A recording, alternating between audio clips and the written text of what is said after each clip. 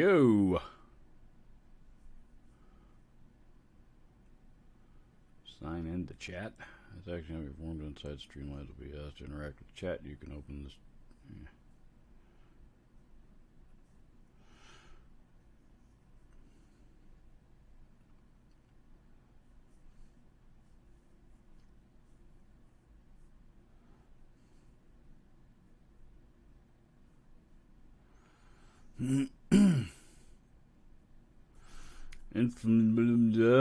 What does that stand for? I'm curious.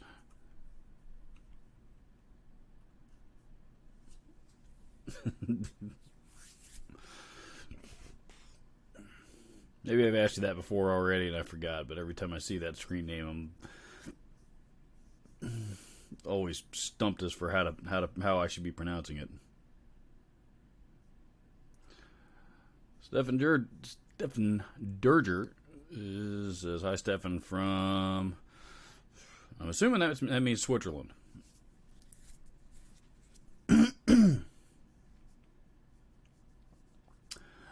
Nothing, just made it up when I made the account. Okay.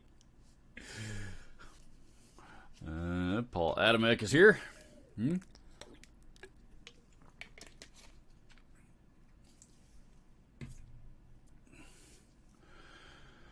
And Jeff 7.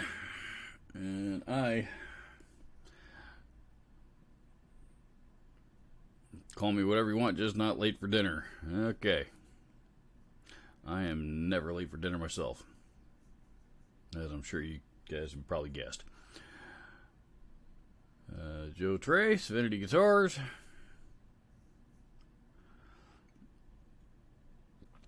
Oh man, I demoed a really, really cool overdrive pedal this week. And I think a video will go up here in a couple weeks, give or take. Anyway, I hope you guys enjoy it when it does go up. I've also been working on a video for Henning's drum course, program drums course, and it's taken me a while to get that one finished, just because it's there's a lot of material to sit through. Not sit through, I shouldn't say that, but there's a lot of material to go through. Yeah, so hopefully one of these, I'll have that done here, hopefully sooner rather than later. Hey, Tony Peppers is here. What's up, dude? How are you? I am doing good myself. Dean Bibb says, has anyone ever been called late for breakfast? I have many, many, many times, because I hate getting up in the morning. I am not a morning person, and I am notorious for sleeping through breakfast.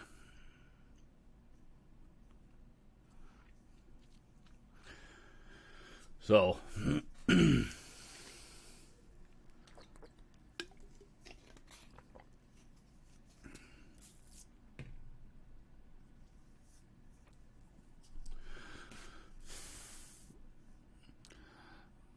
what else is new this week? Anything?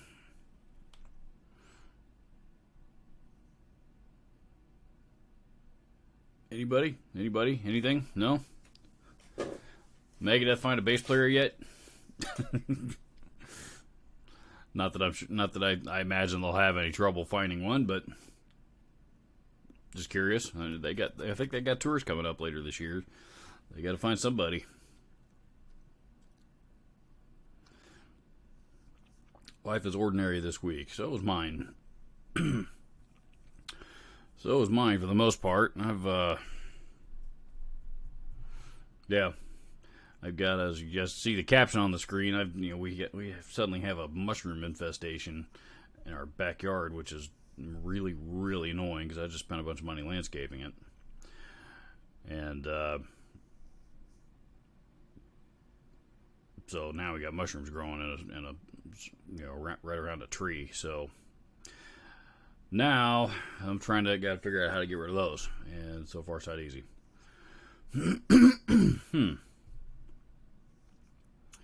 So any guitar, Guns N' Roses. I don't know what's new with Guns N' Roses. I think I did hear they're going out on tour though. I think I did hear a radio ad for that this week. Stephen Durger says, Robert, have you some experience with the Digitech Harmony Man? I do not, unfortunately. That was, when it comes to harmonizers, and like I said, I've not used that particular one, but my experience with most harmonizers, most harmonizer pedals is, if it doesn't say Eventide on it, don't even mess with it, because Eventide have cornered the market on building the best harmonizer, the best guitar harmonizer pedal. So, that said, I could be wrong. I haven't messed with that one, but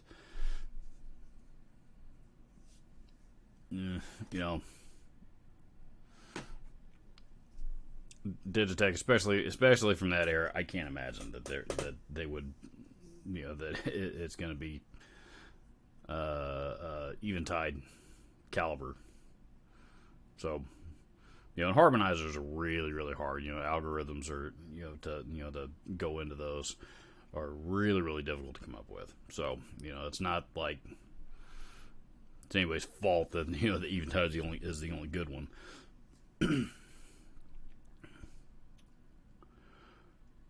Let's see. Jeff Seven says, I'm seriously a morning person. People hate me for it. I was up before 5 a.m. today. I wouldn't. I'm going to bed before 5 a.m. on on Friday night, Saturday morning. I guess it would be, but yeah, no, I'll stay up all night long. But especially on weekends, I'm not getting up. I'm not getting up any earlier than I have to.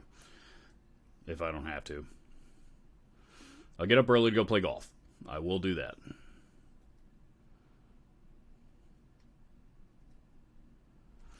Robert, have you ever played through Laney or Hiwatt amps? Oh yeah, absolutely. I own a Laney IRT Studio, and most of the pedal demos that I've done for the last couple of years are have all been, or most of them anyway, been done through that amp. So that one is a studio ready amplifier. It checks off. I've said this over and over again. It checks a lot of boxes when it comes to a good guitar amp for the studio. It does a lot of things, and as far as DIs and reampings, and also you can also use it as an interface. It does a lot of stuff as far as studio recording goes, and I really, really like it. So, and it does all of those things really well, by the way. So yeah, I've definitely played those. I keep wanting to try the G series, GL series, whatever they're kind of more of a Marshall flavor amp, one of their higher end lines. God, what else have I played? Played the AORs. Of course, I don't care for those much, but I have played through several of them. Hiwatt amps. I've gotten to play through a few Hiwatts over the year. I've never owned one, but I've played a DR. It was the 20, whatever the 200-watt one was. There's the DR 103, I think. Was the 100-watt one. I played those a few times, and then the 200-watt one, I think, was the 203. Those are, they're interesting amps because they've got a ton of power and they are ungodly loud, but they have no gain on them whatsoever. You crank them up all the way, and they will not break up. They are strictly, they're strictly clean, clean amplifiers. So. They're interesting though, man. They're cool. There's a later version of the a later Hiwatt model that came out like the 80s or the 90s called the Lead. I think they made like a Lead 50 or a Lead 90 or something like that. That one was a little bit more, a little bit more of a high gain amp. That was also really, really cool. I'd like to have one of those. But I think those came out after the Reeves era.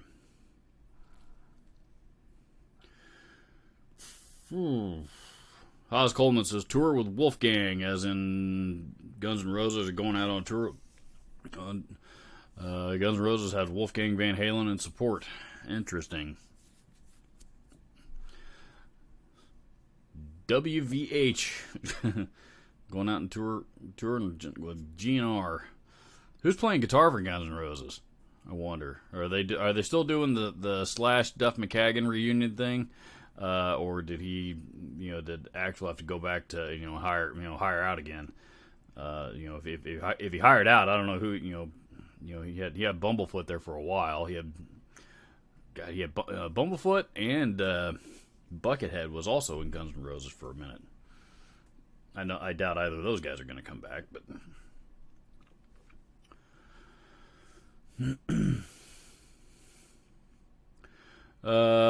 Tony Pepper says, what kind of mushrooms? My wife and youngest son are really into mushrooms.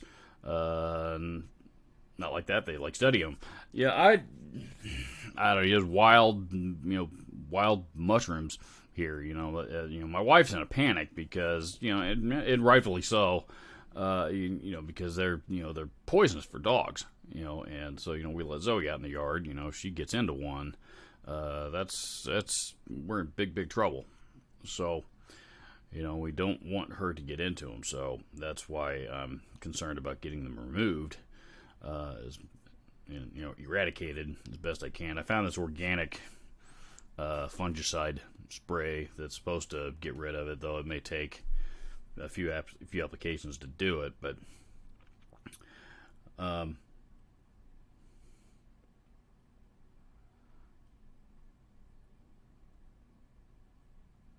well, I don't know. We'll see how it works. Hopefully it works. Everything else I was reading as far as how to get rid of them is a long process.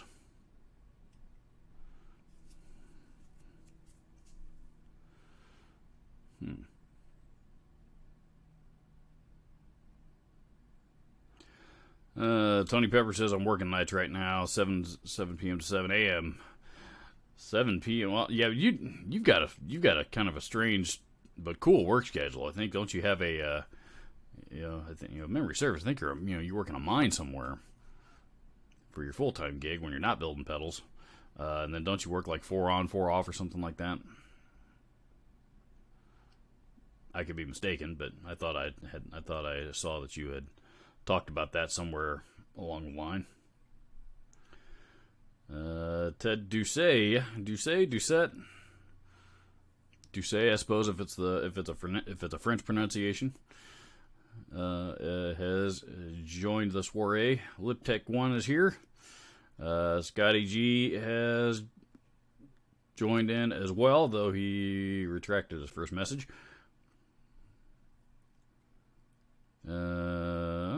Liptech 1 says DR504 50 watt will melt your face off. I think pretty much any 50 watt, any high watt DR model will melt your face off because, one of those things was 400 watts. They had a 300 watt and a 400 watt version, and both, I can't imagine how loud that 400 watt thing was.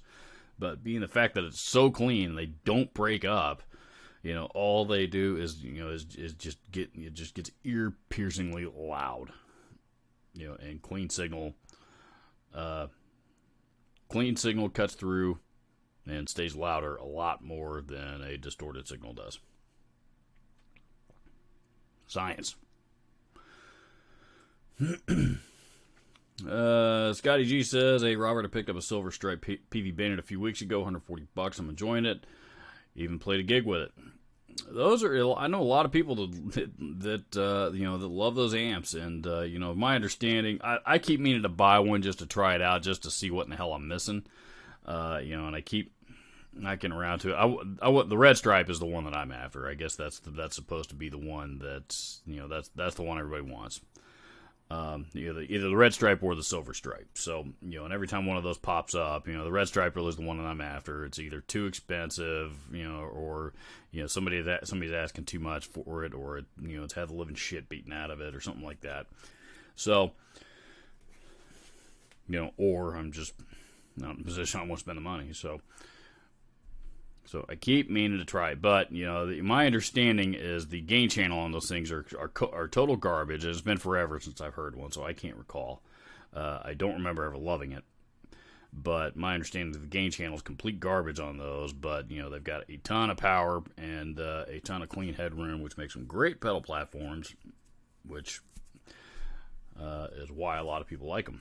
And apparently they fill up a room really, really well.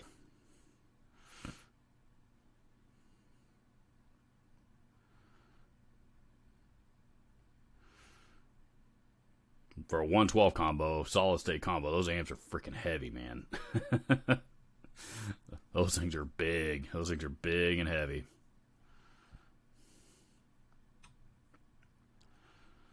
Oz Coleman's down in the super chat says, won't be getting a bird of prey anytime soon. Wife got another rescue. That's all right, man. Some things are more important than guitars. Some things are more important than guitars. So, if it came down to something, I'd sell every guitar in this room if I had to, if it meant Zoe's life depended on it. So she's, where is she? She was behind me. Yeah, there she is. She's sleeping on the floor behind me. She's my best friend. Robert Kimmer is a big change for real. I like it quite a bit so far. I think the true test is going to be how I'm leaving town. I'm going to Washington here in when is that? A couple weeks now? I guess we're leaving. So yeah, here in a couple weeks, and there's of course lots to see and lots to do there. So, the true test is going to be how it performs in the field, so to speak.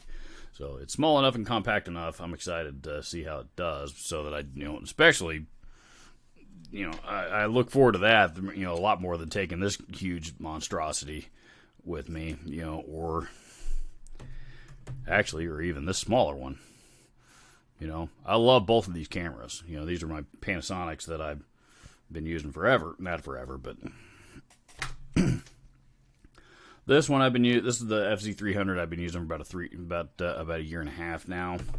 And then the other one, the bigger one, this is the FZ1000. My wife got me this for Christmas last year.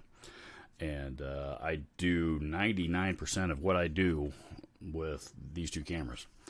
But this Canon that I'm using right now is custom tailored for live streaming, and it's what if you're not familiar with cameras, it's what they call a mirrorless camera. So there's no great big mirror sensor on the inside of it like there is with these or a DSLR or something like that. And long story short, they're smaller and lighter weight, and basically it's the next evolution of cameras. So, not that I'm a big camera buff, I'm not, but I do really, really like this one so far. So,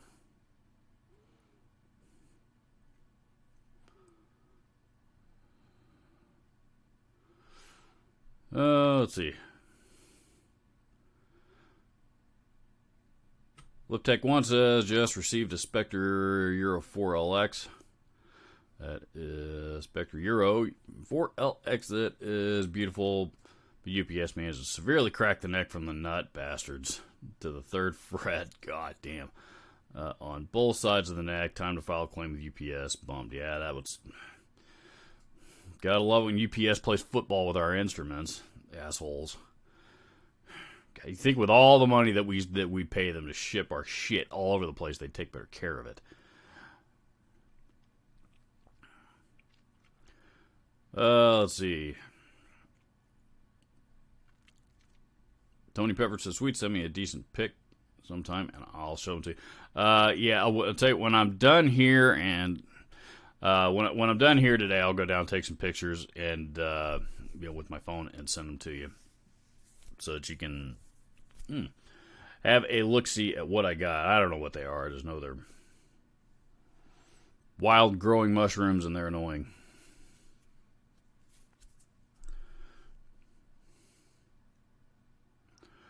Robert, I'm thinking about getting an Epiphone DC Pro. Have you tried any? I have not, but Park Kingery bought one of those recently. Just matter of fact, I think his just showed up here in the last few weeks. Matter of fact, I know that because he bought it from me. Meaning that I sold it to him at my full-time job, and so it was on. He got the what do they call it's the green one that they call Mojave. Was it the Mojave? They call it the Ivy something or other. I can't remember what the actual name of the finish is, but that's the one that he got. It's a sharp, really, really sharp looking finish. I'm always a little skeptical about Epiphone pickups because sometimes they seem to be pretty decent, sometimes they seem to really kind of suck. It's just they're kind of hit or miss, but they seem to be a lot more consistent with that now here in the last several years. And Park said the ones that came in that guitar are really, really good. So, Epiphone right now are building guitars about as well as they ever have. Their quality right now seems to be really, really good. Jack Attack says, do you have any knowledge about CMG guitars? Pardon me. I do not. I've seen the name. I can see the logo right now.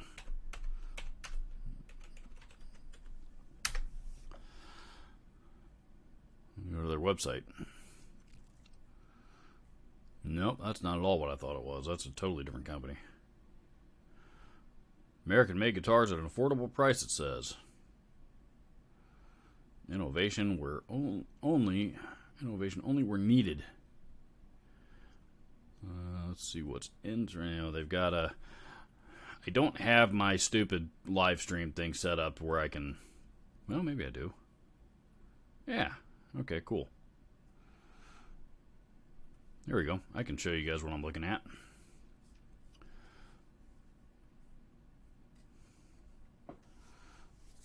So that apparently is an American-made guitar. It says affordable-made guitars or American-made guitars at an affordable price, though there are no prices listed. Let's check this page. T-shirt is $19. Not bad. Gibson charge you $30. CMG electric gig bag looks pretty similar to a PRS for about the same price, etc., etc., etc. In stock, and that's all I've got. No guitars. Electrics. Let's see what happens when we go here. Maybe do this one at a time. Annoying. Ashley was our first model, and we've continued to refine and make it better, named after Chris's wife.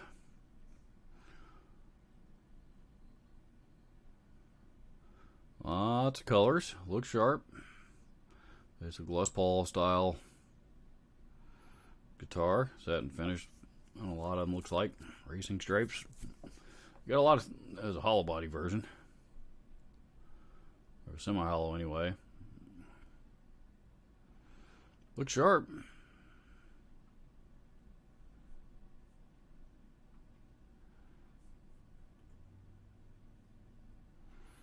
Specs, 12-inch radius. I want to know how much they are. Hardware pickups. DiMarzios. Duncans. Standard pickups. Something called a Frog Dog, which I've never heard of. Roller bridge. Pretty cool. Alrighty. That's the difference between the Ashley and the Ashley Cream City. Looks like it's a little more blinged out. Cutaway's a little bit lower. Easier access to the 22nd fret. I guess the other one had that too. Looks like the same round of colors. So at a glance, the only difference I see is the inlays, and even though I'm not sure about that. Yeah. Diane, that's their Strat. Alright. Interesting.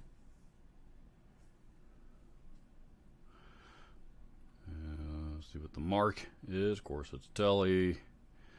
Mark Fat Cat, so that's a Tele with P90s. Mark Nashville, there's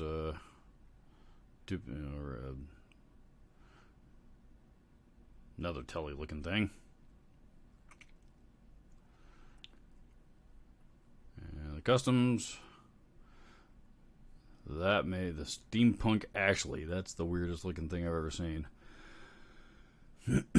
Barn Birdseye, Reno, yada yada.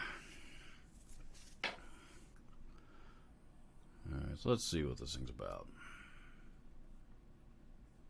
Yep.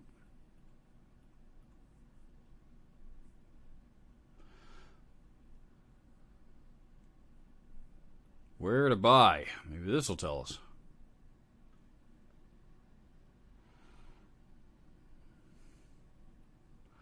Let's see. Closest dealer to me is in Louisville. Family Music. I've heard of that place.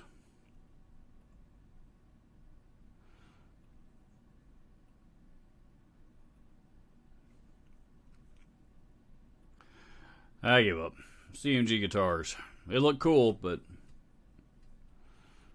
I'm curious to see what they actually run.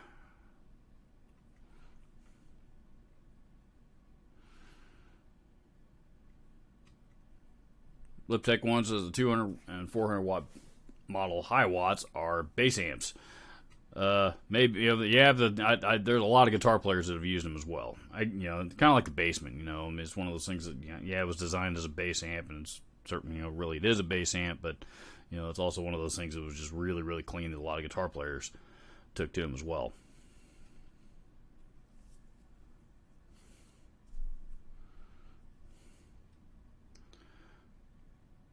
Let's see, Gary Hansen. Where's the women at? Wrong chat, dude. I don't know where you're trying to get, but this ain't it. Tommy Rogers, inexperienced with the Sawtooth guitars. No, but I've heard good things. I think Max has demoed one or two of them on his channel. And, there's... he's had some pretty good things to say about him. Michelangelo Battio's pushing him really hard. Of course, I recognize he's got an endorsement deal with him, but he's really been plugging him pretty hard. And I even asked a couple of questions about it on their Facebook page, and he responded and said a couple of questions about specs or something. He said it's got this and this, whatever it was. And I have witnessed him playing them himself. So it's not one of those endorsement deals where he's it doesn't seem to be one of those endorsement deals anywhere where he says I love these guitars, they're the best things I've ever played, and then of course you never see him playing them. So he seems to actually be pretty fond of them.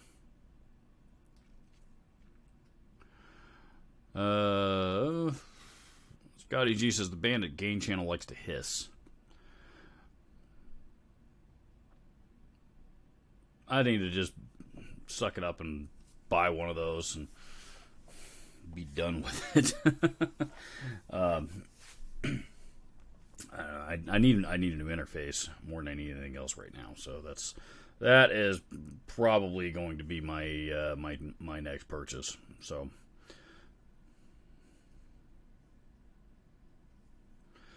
Non-existent humans says I haven't been around since the new setup. If you're talking about the camera, it's a relatively new setup, and in that I've only used it here 2 or 3 times now. I think 3 or 4 times maybe. Not much. It's maybe not even a month old. So I would imagine a lot of people haven't seen it yet. But as I mentioned, like I said, I'm very, very happy with it. I need another lighting solution to go here on top of my monitor, which I'll figure that out one of these days. But, because space up here is really limited. So I'll figure that out. But in the meantime, it seems to be getting the job done. I am very happy with it. Pardon me. Let's see, Larry Fry is here. Dwight Bailey is here. Hail Mary Recordings is here. Cream Pie Lars. There's a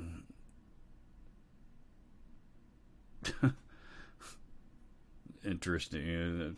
I don't know if that's a troll or not. He says, "Can I say the N word in here?" No, you cannot. We don't get in any of that kind of stuff here on this channel. Let's see. DD Paranormal and F Sharp, and I think that's everybody.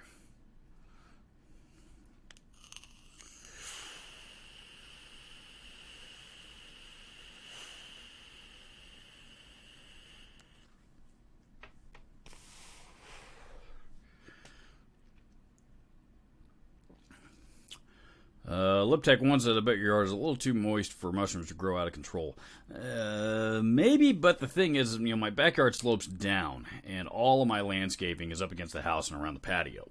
So, as I'm watering, which I do daily, assuming it doesn't rain, that is, it all flows down. And there's a tree about halfway down that slope. So, a big tree that's not doing very well, actually, probably needs to be removed anyway. So the combination of I think it's not necessarily the climate as much as it is me watering and everything draining down to the tree, which I suspect probably has rotting roots and stuff underneath the surface. Yeah, fun stuff.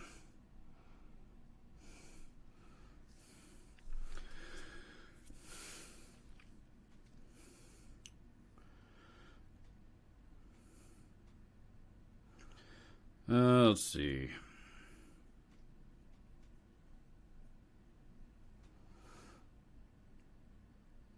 Larry Fry says my Epi has Seymour Duncan's. Chances are, if your Epiphone's got Seymour Duncan's, it probably came in an aftermarket. I don't know that Epiphone has used Seymour Duncan's very often, and I think maybe on occasion, but most Epiphones that have Duncan's in them, they were put in aftermarket. Not that there's anything wrong with that.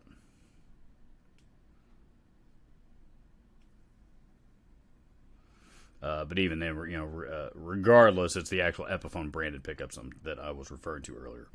So, how goes the Gibbo Fund? Slowly but surely, I mentioned last week, unfortunately we got hit with some pretty, we got hit with a pretty hefty medical bill or two, and obviously that's got to take priority over me buying a guitar. So, doing the best I can, but life is what life is. So.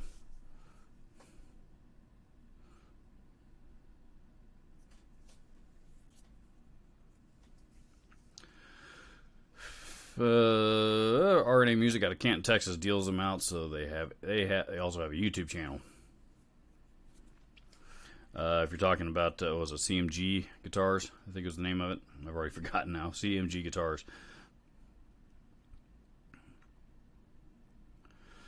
So it's approximately $300 to $500 guitars. Okay. If they're between $300 and $500, especially for American-made instruments, that's pretty fair. I'm actually curious how they're able to build them that cheap, to be honest.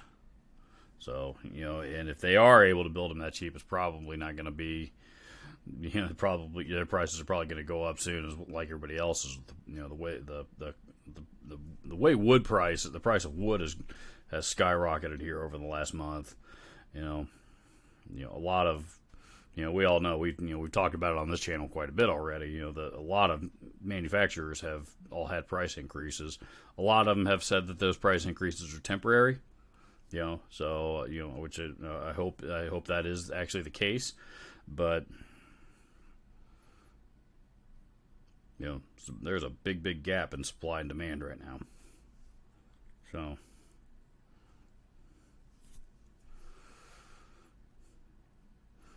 DD Paranormal and F Sharp says, "Hello, everyone from Boston." I like Boston. I haven't been there since I was a kid, but I really liked it. I do have some fond memories of visiting there when I was a kid. Nice, beautiful city. A lot of history.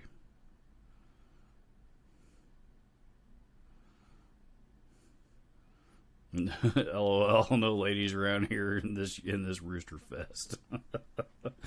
That's not true, man. There are some female there are some female viewers that pop in and hang out for a while. Dawn R likes to pop in every now and again, and Janice Lala, and there's a few others. You know.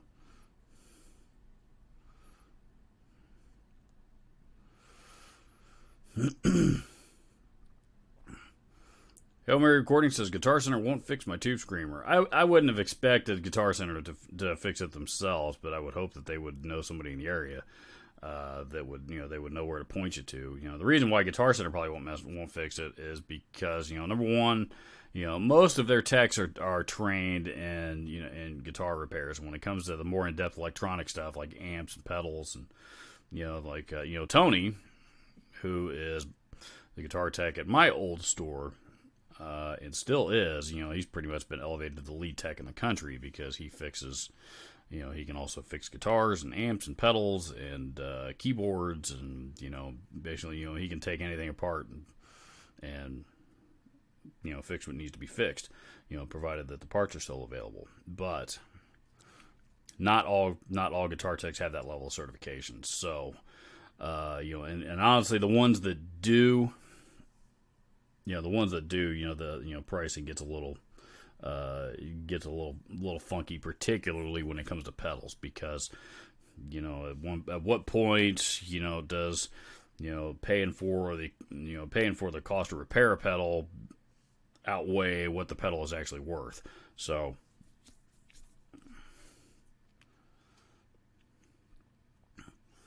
But hopefully your local Guitar Center will be able to point you in the direction of somebody else that they may know locally that might be able to fix it for you.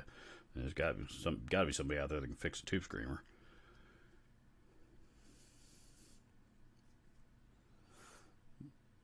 Jeff Seven says base price for standard CMG guitars are around $800. That's probably a little more realistic, I think. Let's see. Rondo Bondo is here. Tommy Rogers is here. Colby Alth is here. Thunder Falcon, Ghost Rider, Unknown Police. A lot of people jumping in today. Cool. I'm done with the rain. More this week. It's weird, because I was looking at the forecast the other day. Matter of fact, just this morning. And if you look at it every day, if you look at it on the daily forecast, it says it's supposed to rain every day this week. But if you look at it hourly, at least on WeatherBug, it's got literally 1 hour a day that it's supposed to rain, and that they're predicting a chance of rain, that is, and the rest of it is not necessarily the case. So, but that's the weather. Don't put any more stock into that than you have to. But yeah, we've had a fair amount of rain lately, and more to come, looks like.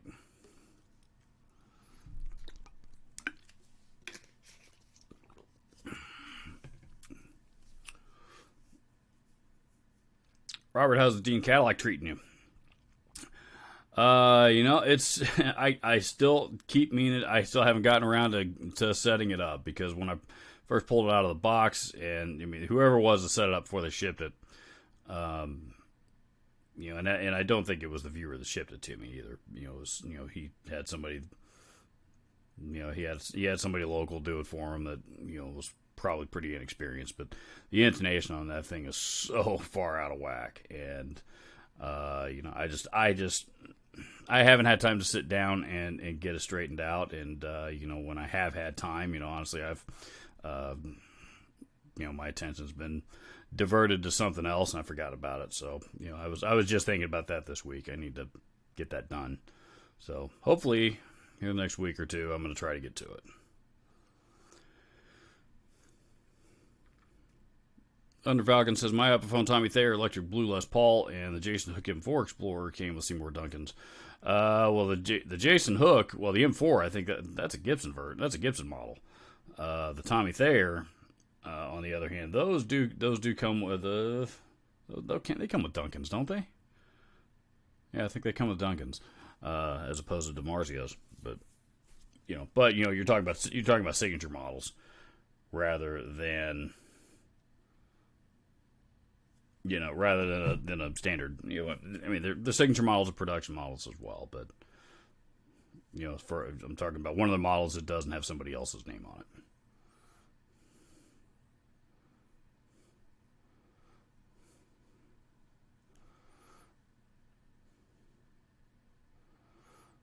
Joe Trey says, I live about an hour west of Boston, the Springfield area.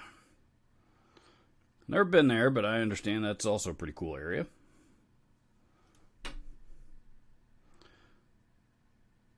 Kobe Out says CMG's Les Paul model goes for $700, between $700 and $1,400. I played a few and they're impressive. So now I got 3 different price points on what those things sell for. So I'm going to chalk it up the fact I don't know any more than I did. Unknown Police says, I'm a huge fan from Afghanistan. I'm actually recording this. That's creepy. Yeah. So I suppose it will be posted live. If you can answer one question, you win money. Yep, that's it. Here we go.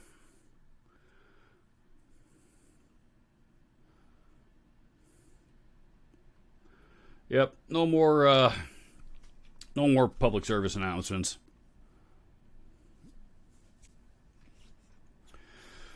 Let's see.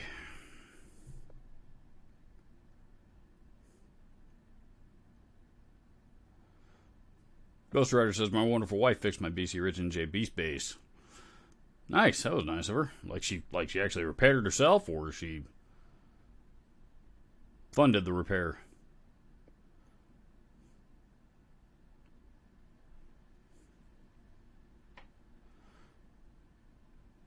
Just enough to ruin the laundry drying on the line. Yeah, if you're drying laundry outside and it rains, that's kind of defeats the purpose.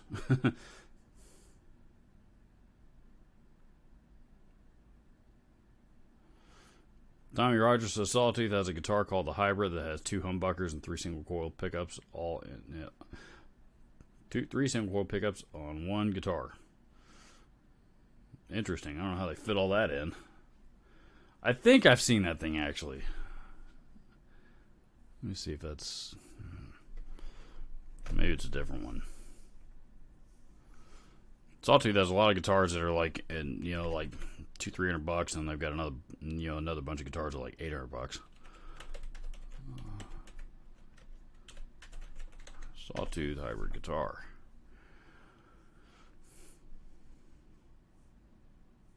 ES hybrid. That's a lefty.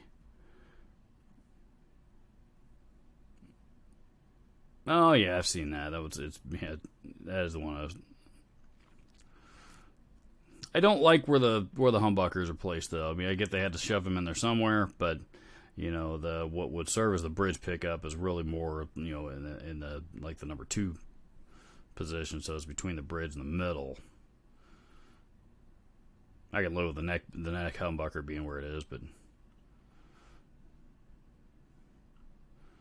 I don't know. I guess technically I'd have to play one to find out. I don't know what this thing sells for though. That's pretty interesting. And of course, Michelangelo Badio can make it sound good.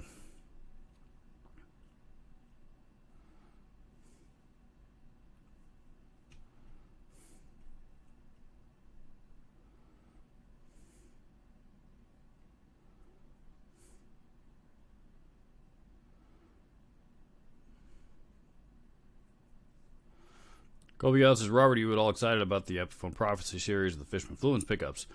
Yeah, excited might be a stretch. I'm not gonna buy one. They're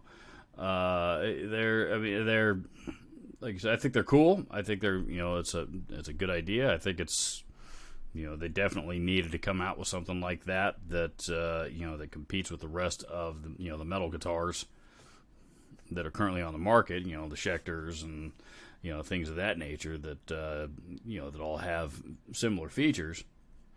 So no, I mean I get why they did it, and I think it was equally brilliant that they brought back the Prophecy line to do it in.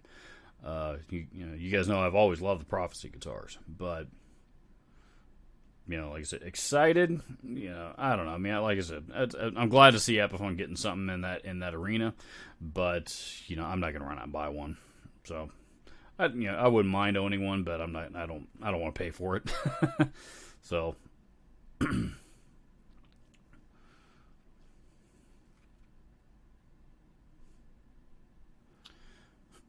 Ted Doucette says unknown police is now unknown. He's now also been. I think I said put him in timeout, one or the other. So if he shows up again, then we'll get the banhammer out.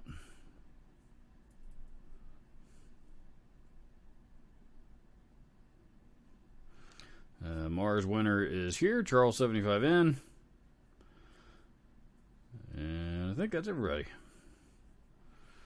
Ghost Rider says his wife fixed his bass for him. That's pretty cool. What was I'd be curious to know what was wrong with it. What did she fix on it?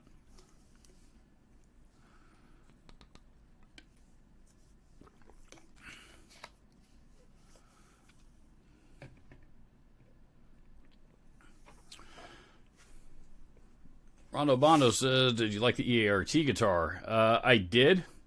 It played really well and actually sounded pretty good. I ended up selling it.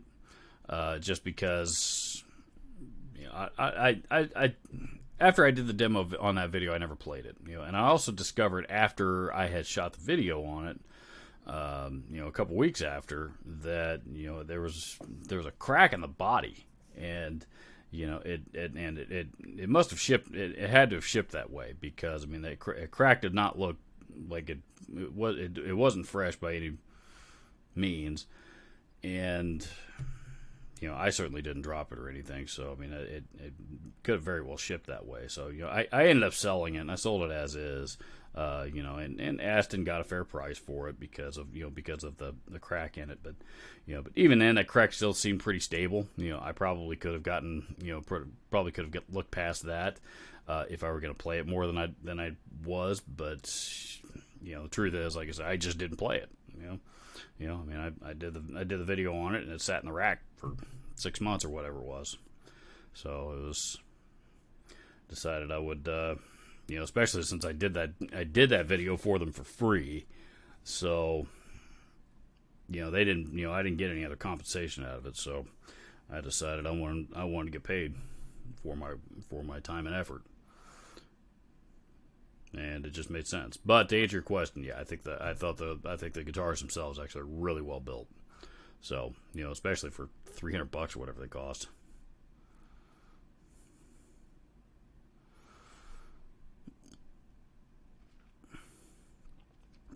James Horn says, "Afternoon, y'all here from Texas, from here in Texas. Whereabouts in Texas? I'm originally from Texas, though I don't live there anymore."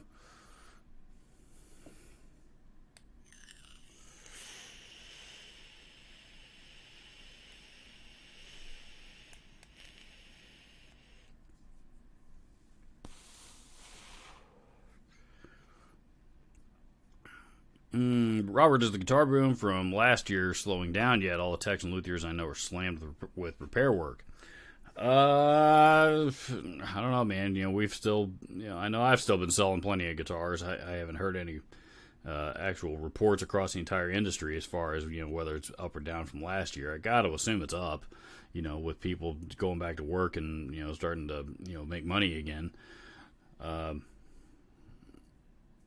Yeah, so I think there's between manufacturing holdups and the computer chip shortage and prices of wood going up, and we're going to see some pretty serious delays with availability in the guitar world for quite some time. I talked to a customer yesterday that's got a Jason Isbell Telly that we've had on order for him since March. It was supposed to ship at the end of April, and now it's looking like July. So, and that's it's not because Fender's dragging their feet. It's been because of all these delays going on. And in the economy around the world right now. So, it's going to take a while for all that stuff to level out. So my advice, if you got, if you got a local tech that, that you like to, that you like to have work on your guitars, if you don't have a backup guitar, go buy one. And if you do have a backup guitar, get it out and dust it off so you can drop off your regular guitar, to your tech and, let him get to it as soon as he can. The longer you wait, the longer you're gonna have. The longer you wait, the longer it's gonna be before you get to it. Or watch some YouTube videos and learn how to restring and set it up yourself.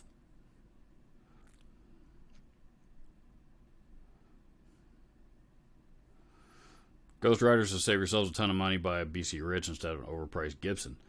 I love them. For the longest time, those two were my two ultimate favorite guitar brands. And I still love BC Rich as much as I always did. And, Gibson, I've had my frustrations with Gibson, but, at the end of the day, I still love my Gibsons. But, save yourself some money, and, instead of buying a Gibson, buy a BC Rich. That's like saying, save yourself some money instead of buying this, this Ferrari, go buy this, brand new school bus, they're not even close to being in the same, in the same category. Those are two totally different guitars. It's like Fender and Gibson. I mean, Fender. I mean, there's so many differences between Fenders and Gibsons. I mean, Fender has flat out told me directly to my face. They said, we don't consider Gibson a competitor at all because their guitars are so much different than ours. If somebody wants a Gibson, they're going to go buy a Gibson. Somebody wants a Fender, they're going to buy Fender. So I mean, it's not, even, but despite the fact they're both guitar companies, do they really compete against each other that much? Eh.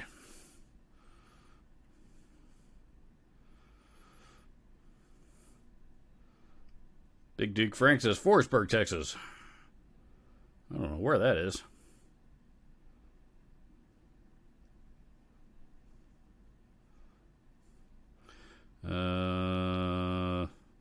White Oak, Longview. That's DFW area, if memory serves. Joe Trey says, hey, Robert, have you tried any of those high output strings like Ernie Ball imp steels? I hear they wear out frets faster. Any thoughts? I've never heard that. I never heard anything about them wearing out frets any faster. I mean, I've used the imp steel some, and I've used the Cobalts a lot. I really like the Cobalts actually. So imp steels are good strings too. I don't know there's a whole lot of tonal difference with those like I do with the Cobalts. The Cobalts are pretty unique, and they do put out a little bit more output than your standard nickel or nickel plated. So, but as far, wearing out frets faster, that's a myth. That's a myth. That's bullshit is all that is, especially if it's stainless steel frets. I mean, stainless steel frets are, they're not indestructible, but they don't wear out very easily at all. Certainly not with something as small as a guitar string rubbing up against them.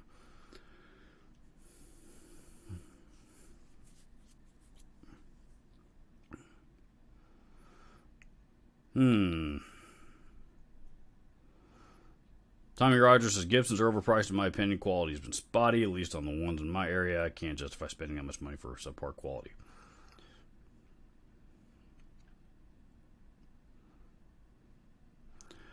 Rondo Bondo says I found a Mode 4 for $365 at Music Around in Milwaukee today. $365, not a bad price. I pay that for it. Honestly, I mean, I was ready to pay up to $400 for mine. And, then it was, Dave Escobar, who I'm surprised hasn't jumped in here yet today. Dave Escobar actually sent me, he found one, the one that I now own, was listed for sale for like $229. I mean, I've never seen one that cheap. So, I jumped on it, and again, when I got it, it's a little, I mean, the Tolex and everything on it is pretty clean. There's a couple of loose knobs on it, and there's maybe a something a little banged up on the backside of it, but so I mean, it wasn't a perfect 10 out of 10 by any means, but it was pretty good condition, a lot better condition I would expect it to be for $229.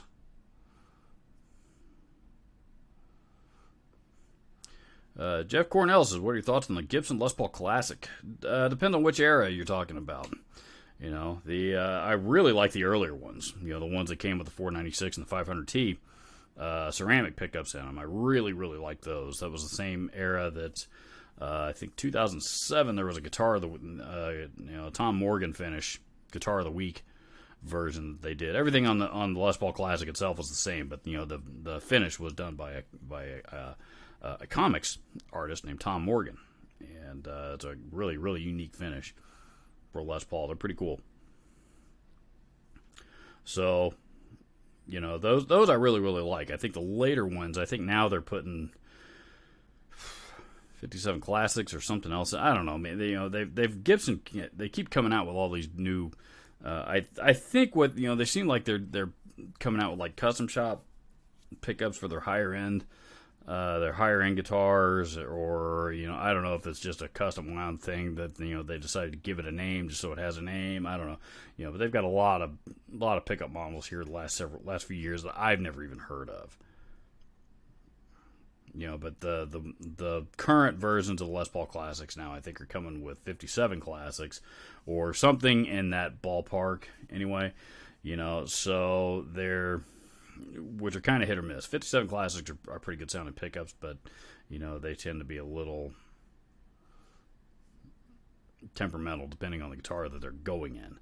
So anyway, but that said, I mean the Gibson had to get, between the Les Paul Classic and the Les Paul Traditional, Gibson had to get rid of one or the other of them because those two were just too close. And they were only like $200 apart. Before the new leadership took over.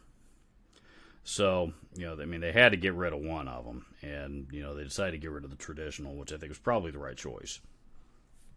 I wish the Classics had covered pickups. I hate the open coil pickup look on a Les Paul for the most part, so I wish they had covered pickups, but not the end of the world.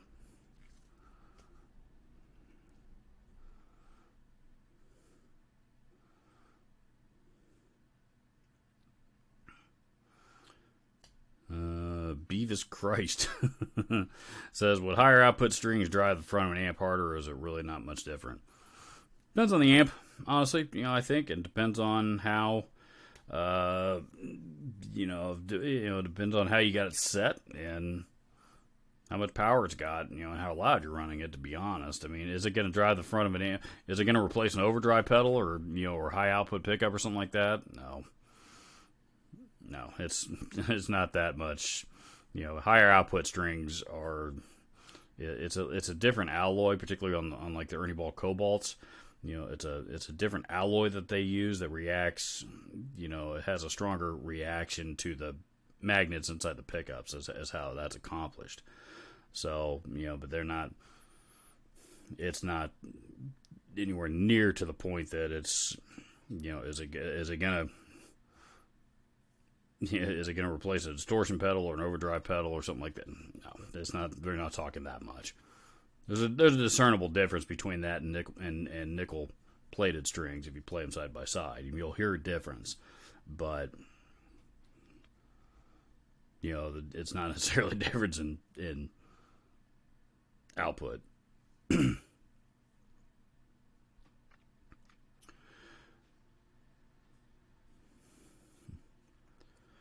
Ghost Rider says, honestly, I would rather have a more dependable Chevy than an unreliable Ferrari. Yeah, and I can't argue with that logic. I get it, and there's certainly some truth to that.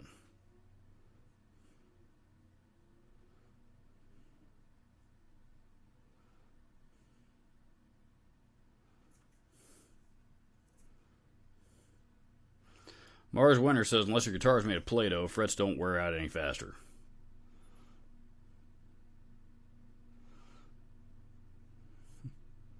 Charles75N says, how about hitting that thumbs up button, folks? Yes, please do. Please hit the thumbs up button. And, if you are so inclined to support the channel, you can certainly do so as well. Just click the little $sign down there at the bottom of the chat and hit up the super chat. That'll put your comment and question right there front and center, and I'll answer it before going back down to everybody else's in the thread.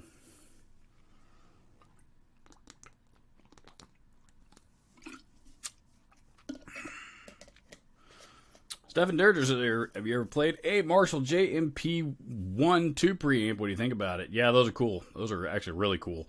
The JMP1 and the what do they call their power amp that went with it? The 90. It was like a 9200, I think, something like that. I can't recall. I think it was 9200 or the 9100. I don't remember. Anyway, yeah, JMP1's pretty cool, dude. It is a really, really cool. They sound good.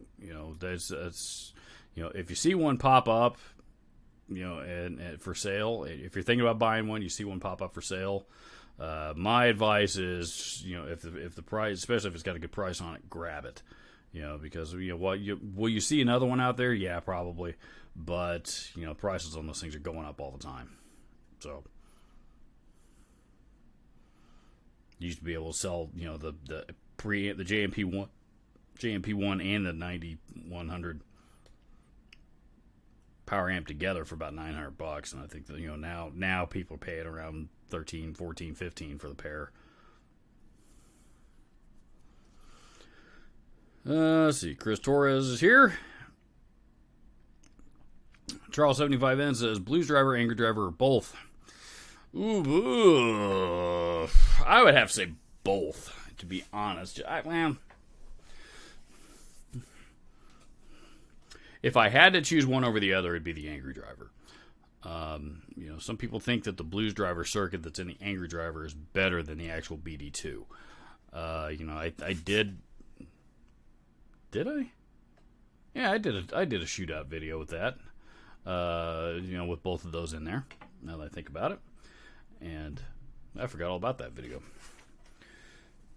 So you can actually hear them back to back. And, as far as which Blues Driver circuit is better, that I don't know. But, if it's the Blues Driver circuit that you're after, but you might want a little extra flexibility, definitely go with the Angry Driver.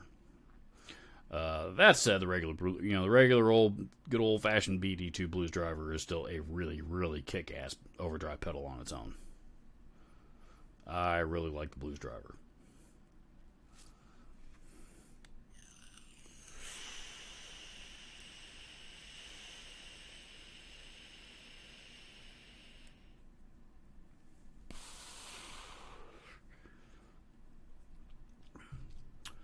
Charles75N says was looking at a JCM 900 or JCM 900 412 cab at a local pawn shop, but the dream died when I realized my wife and neighbors would kill me if I actually used it. I think that depends on what amp you're running through it. Speakers, cabinets, Marshall speaker cabinets themselves are passive. They don't have any power. So as far as how loud they get, that all depends on the amp that you're running through them. They move more air. They definitely fill a room. But they don't, as far as decibel level, as far as volume, the speaker cabinet itself has very, very little of anything to do with that.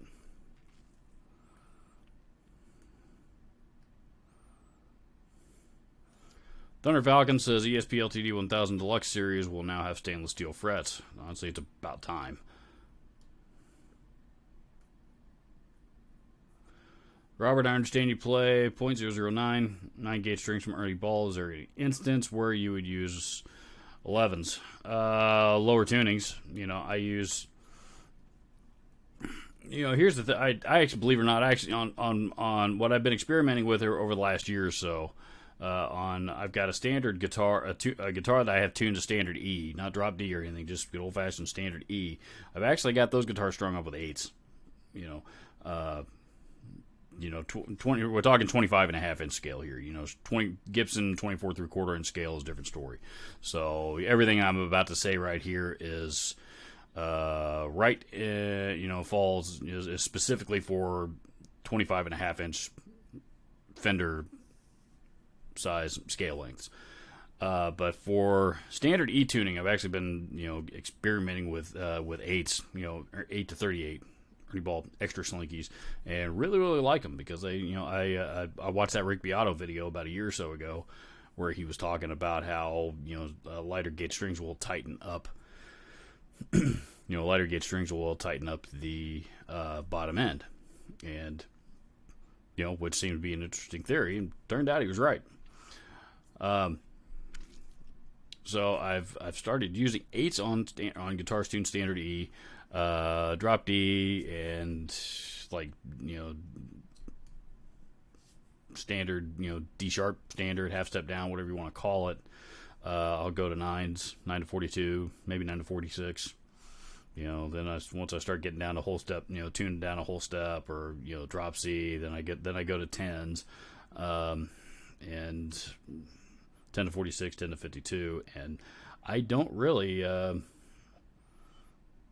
it's pretty rare that I pick up a guitar that's tuned any lower than that, so at least in that scale length. I've got, my baritone, that's a different story. And that one's probably, that one I decided to try light gauge strings on and didn't really, they were a little bit too flubby even on that big long ass mile long scale length, but. I think 10s, 10 to 46 or 10 to 52 or something like that is probably where I'm going to land on that guitar. So, yeah, I don't know. It's a Gibson's, when you start getting into Gibson scale lengths, the scale length shortens, so, you got to kind of compensate for that as well, because with the shorter scale length, you got less tension. I don't know how that works, but that's how it works.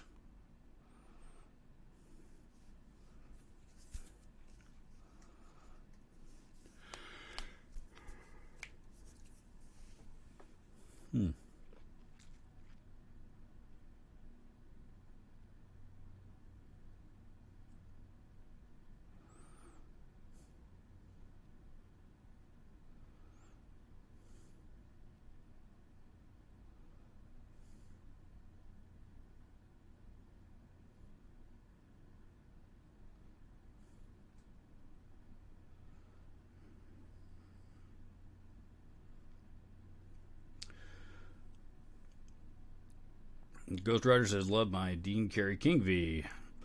That's good to hear. I haven't. I don't know that I've talked to anybody yet that's bought one of those. Oh man, what happened? My mouse. No, there it goes. Yeah, I haven't gotten to play one yet either. So, good. I'm glad to hear people are, those guitars are selling and Dean's doing well with them and people are enjoying them.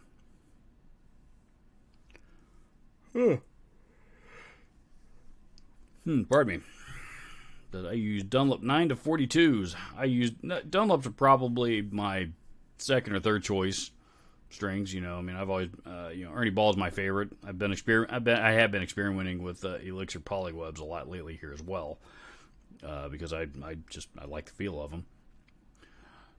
So I've been messing with those. But if Ernie Balls aren't available there for really Dunlops have always been probably my second choice. I like Dunlop strings.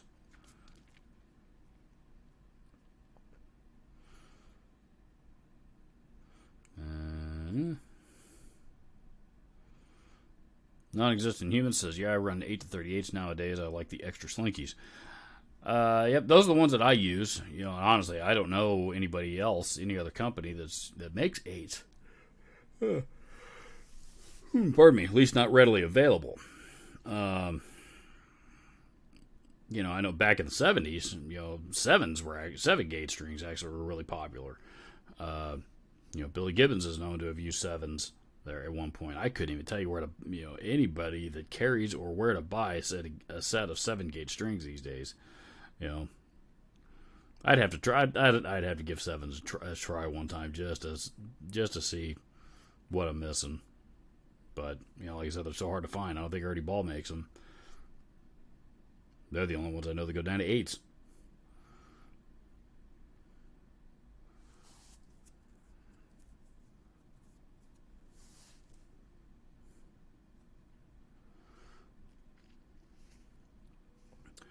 Tommy Rogers says, have you ever considered just doing a live stream where you're just playing some of your songs / riffs?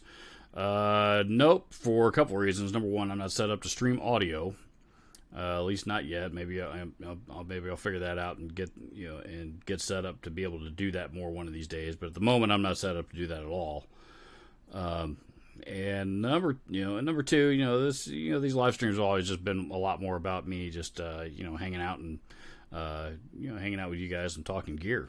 So it's just a little bit more personable interaction. So as far as playing any of my original riffs, most of those are in my videos all over the place. So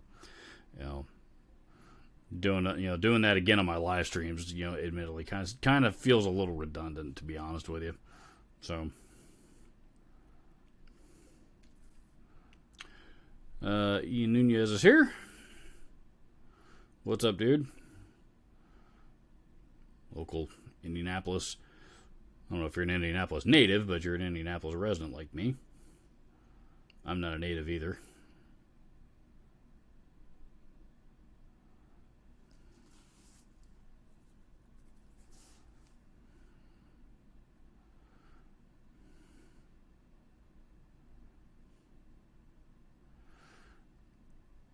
Beavis Christ says, man, I run 11s on most of my guitars. I think I'd sneeze and break a 7. I'm pretty fortunate. I'm actually a pretty light-handed guitar player. I haven't broken a string in, I bet it's been 3 years since the last time I broke a guitar string. I never break strings. Ever. Never break strings. So,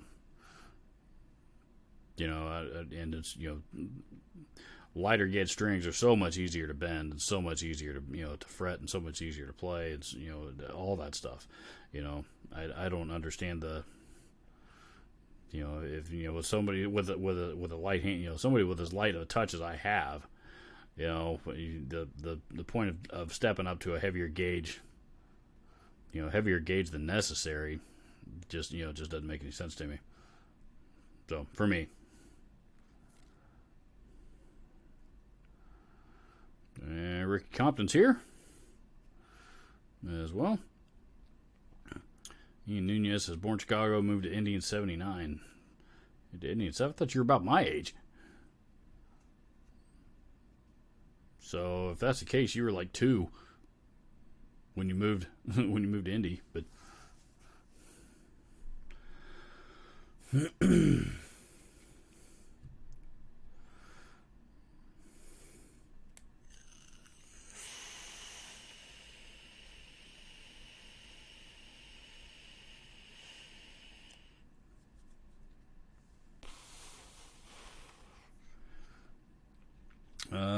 Beavis Christ says, I'm not terribly heavy-handed. I just play short-scale Fenders most of the time. The 11s work best on them. And again, shorter-scale guitars, that's is a totally different story. All that stuff that I was talking about string gauges earlier, and what I use for what tunings, that all changes. That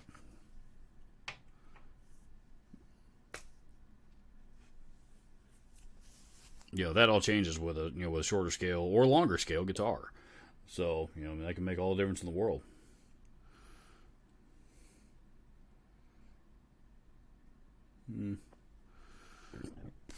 Pardon me.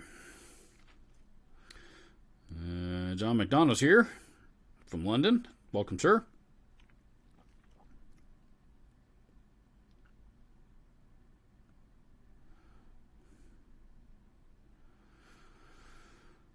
Ron Abano says, I think Billy Gibbons sells seven gauge strings. I don't know if he sells them.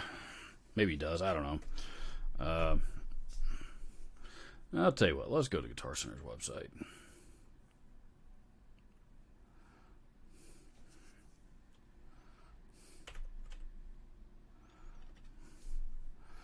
See just what they have.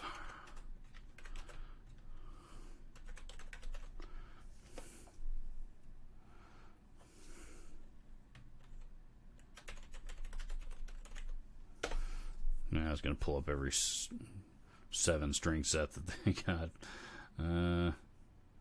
Nope. Okay. See what happens. Search for Billy Gibbons. Bunch of records. Signature.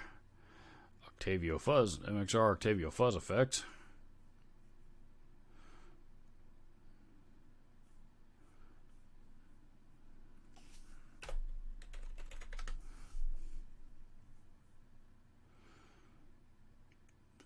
Billy Gibbons.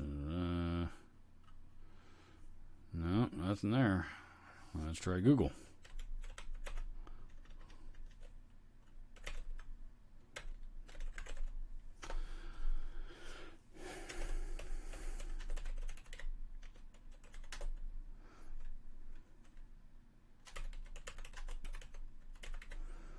Billy Gibbons 7-gauge strings.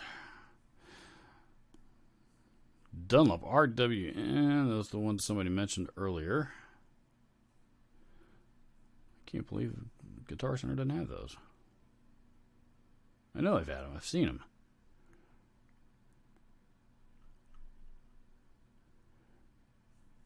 All right.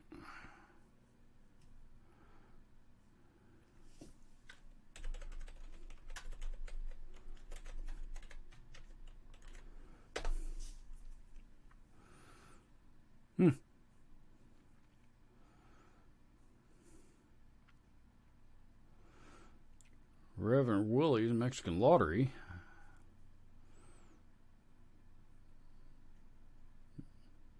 Mexican E-Lottery. Electric guitar. String set. Extra lights. Maybe that's...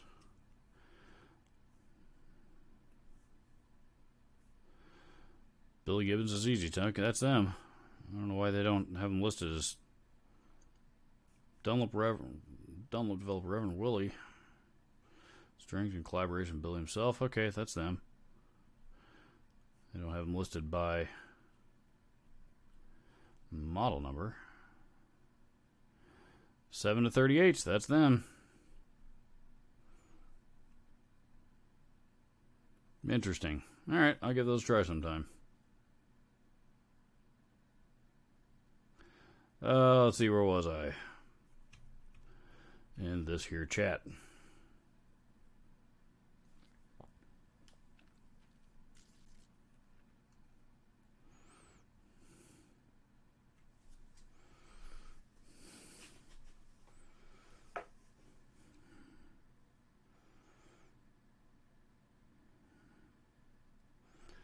Joe Trey says, I've used 11s forever. I'm getting too old for them. Fingers hurt. I've switched to 9s and 10s recently and will never go back to 11s. Yeah, I mean, I played 9 to 46 on just about every guitar that I owned there for a long time, and and I've found myself diversifying from that a little bit, in a lot of instances, but more so going down in gauge more so than up, where wherever I can.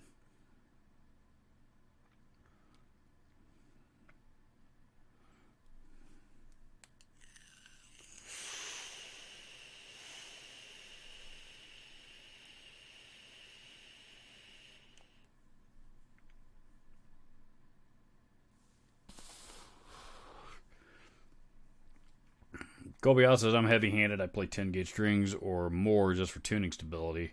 I break strings about every 3 months at least once. I have a problem.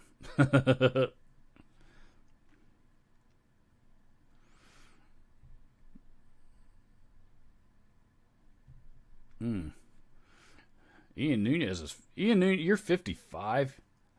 How in the hell are you 55? I thought you were closer to my age. I'm 43.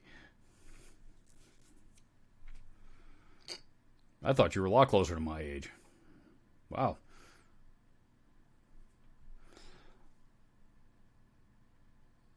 Ghost Rider says, I'm 55, I'm old.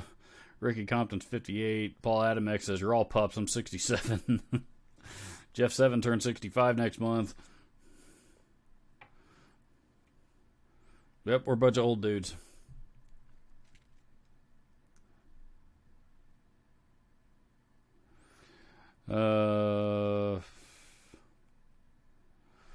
Let's see. Non-existent human. This is proof that Robert doesn't read ahead on chat. Respect to him for treating us all fairly.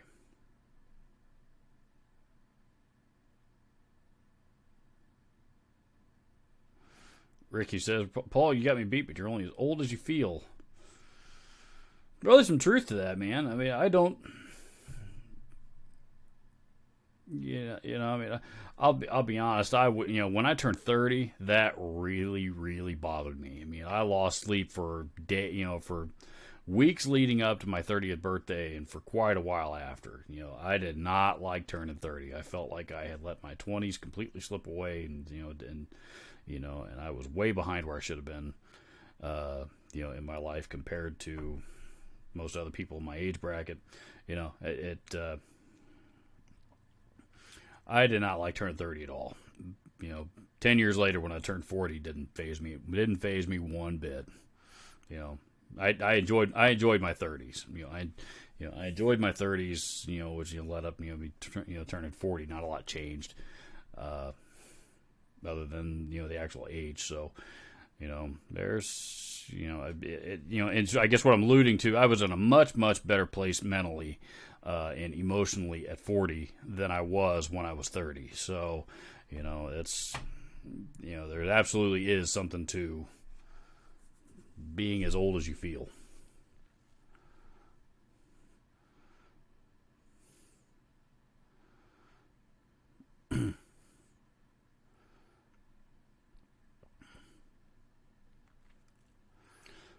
Neil Davis says, big fan of the Stringjoy Signature 8-40. Highly recommend them for anyone looking to try it. A lighter gauge, very reasonably priced. Strings are actually pretty good. I don't know if I've ever tried them. Maybe I have. No, I'm thinking of SIT strings. SIT strings I really like. Stringjoys I have not tried yet. I've heard a lot of people talk about it lately, though. So... Big Duke Frank says he's 61. Kobe says we're not getting older, we're getting better. That I agree with.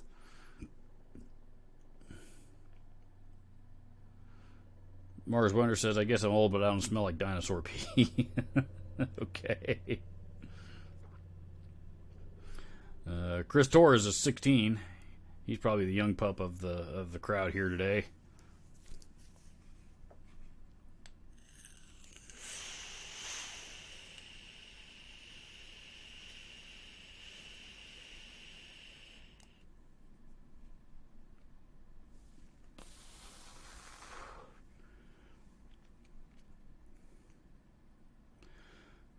Non-existent human says just turned 30 this year. My name is also Robert, and wow, LOL. He just said how I felt like this year. Turning 30 was rough for me, man. I didn't like that at all. That was a rough time. That was a rough time in my life, really. For a number of reasons. I still had. I was such a fuck up growing up. I was still in the midst of of paying for my mistakes, paying for a lot of my mistakes when I was 30, and a lot of that stuff didn't get ironed out for another few more years. But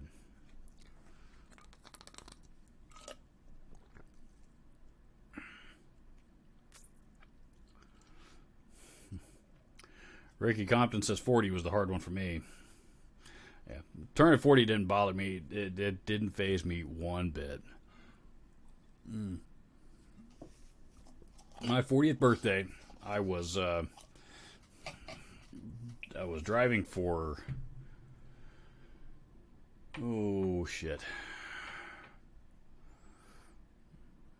DoorDash, Uber. I was driving for, I was I was actually unemployed there for about 4 months between October and February. And my birthday's in December. So, I had spent that, the 4 months, like the first 2 months, 2 or 3 months, I was driving for Uber, which I don't recommend. That's the company's biggest bunch of shysters ever. If you need quick cash, then, then go do it. But, beyond that, doing it for a living, you're better off staying at home. So, but that's a different topic altogether. So, I remember coming home from work, not work, but coming home from driving for Uber on was it a Friday night? Must have been a Friday night. That was my actual birthday, and my wife had some gifts, had some gifts ready for me, and my mom was there, my mother-in-law was there, and which that's pretty typical of what we do on my birthday, my wife's birthday. So. She hands me an envelope, and long story short, I opened it up, as a gift, and pulled it out, and sure enough, there's 2 tickets to Cancun, Mexico, and we were flying out tomorrow morning. So, I spent, my 40th birthday, on the beach in Mexico. It didn't suck at all. We've been back once since then, and we're going back. It was a great trip. We had a great vacation. We've been back once since then. A couple years ago, we're going back again in December this year. So, yeah. Now my 40th birthday was my 40th birthday was pretty awesome. I'll never complain about that. Well, let's see who else is here. Jack Collins is here. Ryan 13 is here. Tommy Rogers says we're Relic. Well, Relic is, in the guitar world, that indicates something made to look old, intentionally made to look old. I don't know that I want that, but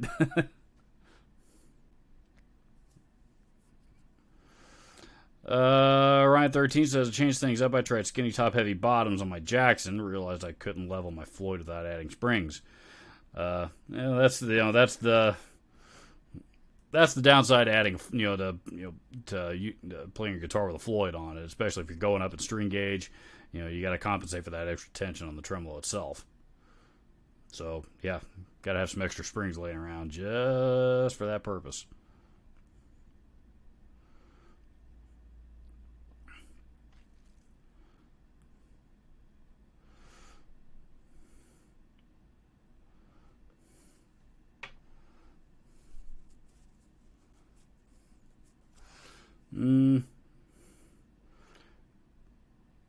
Mars Wonder says we think we're buying good times when in fact we're just paying for our mistakes. My 30s.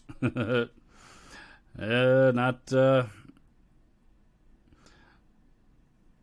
would probably define my 20s and maybe first couple years, my 30s, but.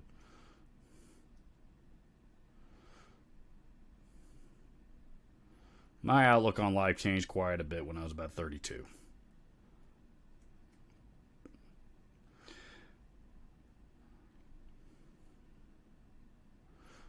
Paul Fuchs is here. Kobayashi says turning 30 was hard, but I was married to a tone deaf woman. Don't ever do that. My wife is a very accomplished, very talented singer. So she's honestly, she probably knows more about music than I do.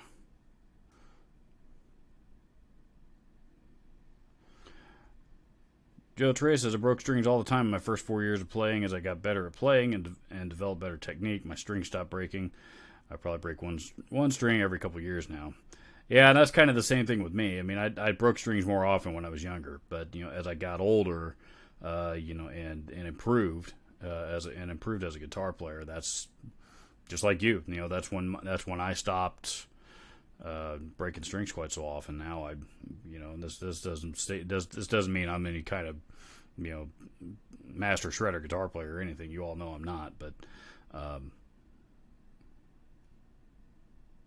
but I very rarely break a string.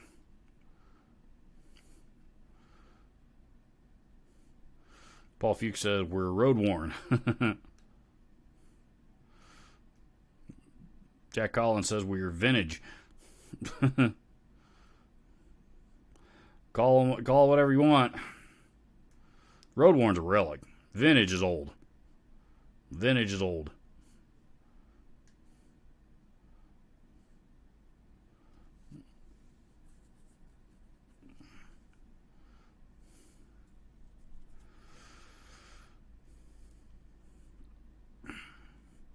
Randall Vandergrift says Kramer Night V electric guitar, satin black. Thoughts? I haven't played one. Don't know yet. I don't know yet. Haven't played one, and if you don't know this about me, I've been known to be pretty critical of Gibson on my channel here in the past. And they've seen it from me. They've told me directly, like in person. That they didn't mention me. They didn't mention me specifically, but Al John said to me, if you're known to to talk bad about the brand, you're not getting a deal from us. That's just the way that they operate. And that was also back in the Henry era. But that said, to my knowledge, Gibson still are not my biggest fans. They're not going to send me anything to demo for you guys, unfortunately.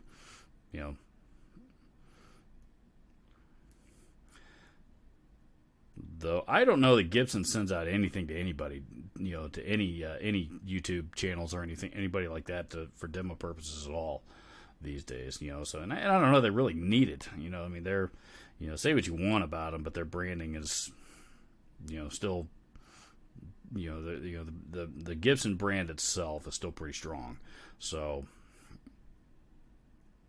And now that the Kramer brand is under the Gibson umbrella, that's only going to help that situation. So, unfortunately, I don't have much of the way of thoughts to share on that particular guitar though, because I haven't played one, unfortunately. So,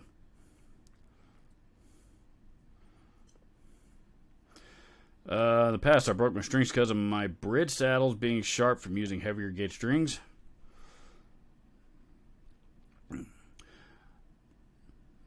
I don't know that I've ever, I've never been a heavy string gauge guy anyway. There's been a few guitars over the years I've played heavy strings on, either just trying them out for one, or because it was something I had tuned down to drop, W or whatever the hell band I was playing in. That's where it needed to be, and I hate tuning that low. If you're tuning that low, you ought to be playing bass, in my opinion, but. Regardless, never did use any kind of really really heavy gauge strings long enough that did any damage to any of my bridge saddles. Pardon me. I had lunch right before I turned on the camera here, so just a turkey sandwich, but.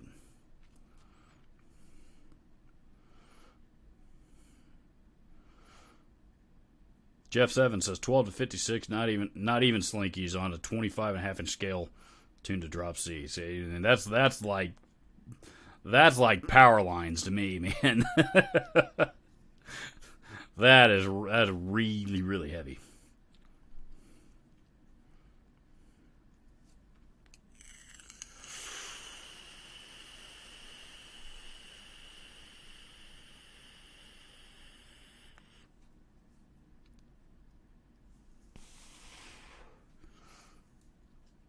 Paul Adamek says Robert was the one pedal you would never part with. Ugh.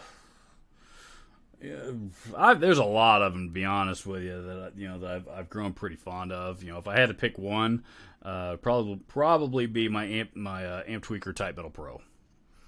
That would probably be the one that I would that I absolutely under no circumstances would get rid of.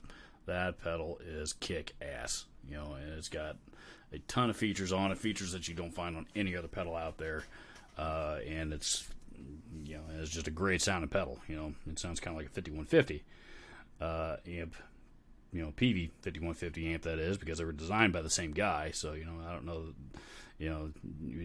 James Brown designed it. I don't know if that was necessarily an accident. So.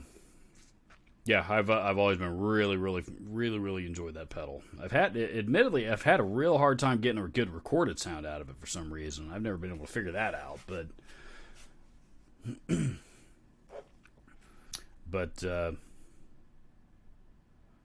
Yeah, going straight into the clean channel amp, man. That thing's badass.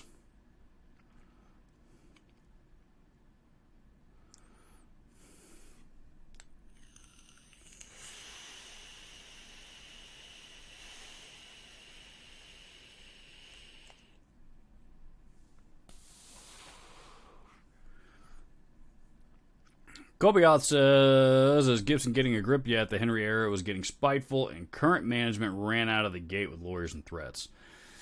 That's not entirely accurate, because I'm going to move closer because I want to lean back. There we go. Here's the thing with and I know what you're referring to. You're talking, right after, the JC era, when all that, the Play Authentic video, that was a boneheaded, that was stupid. That was I don't know what the fuck they were thinking with that. That was the absolute worst campaign that anybody could have possibly came up with. I mean, it screamed arrogance. It was a slap in the face to the rest of the industry, and yeah, I mean, it was just bad news. And then a couple days after that was followed up with the news that Gibson were suing Dean over headstock shapes and stuff like that. Now that one, here's the thing, Dean had already been served with a cease and desist from Gibson that was sent to them from when they were still in the Henry era. So under Henry Juszkiewicz is when Dean received that cease and desist from Gibson. So the ball was already rolling. And the JC era Gibson had no choice but to follow through with it when the time came. And I never did hear the result of any of those lawsuits. I'm sure they went nowhere. That's a whole nother topic altogether that I've kind of gone back and forth on. For the most part, I tend to side with Dean on it because, I get the need to protect intellectual property and everything, but to not do it for 40 years and then all of a sudden claim, they're stealing our designs, when it's, on a couple of guitars that Dean's been putting out since the late 70s. Doesn't make sense. Doesn't make sense, and that's that was a bad move. But the way that I understand it anyway, and I could be wrong, but the way that I understand that whole situation is that train was already a moving by the time that that JC took over as CEO, and the new investment company KKR was involved, all that stuff. So the train was already a moving and couldn't be stopped.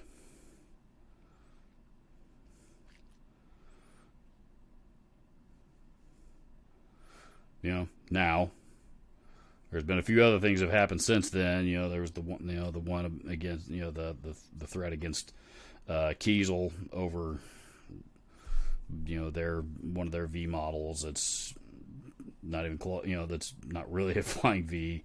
That's something else of theirs. I don't remember what it was. It was, that one's not going to go anywhere either. But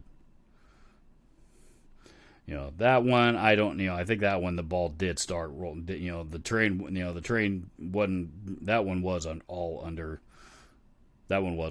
JC. So, released under his watch. So, I don't know. I mean, I'm not a legal expert. I can only look and analyze that stuff from a consumer perspective. So, and, we all enjoy products from more than one company. When we see one company suing others over ridiculous bullshit instead of, actually showing a desire to be part of the community, wanting to work with other companies, and other brands, it's kind of a turn off.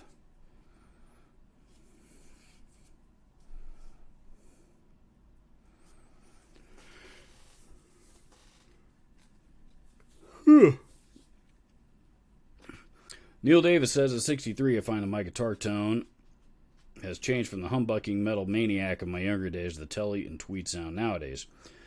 It's, I don't know. I've noticed a little bit of that myself. I have more. I have a lot more appreciation for. I mean, I'm not a telly guy. I'm probably never gonna be a telly guy, but I've got a lot more appreciation for strats now than I once did. I've always liked strats. Just know they've never been my favorite. But strats are cool now. Strats are a lot cooler now than they used to be. I would like to have a really nice strat.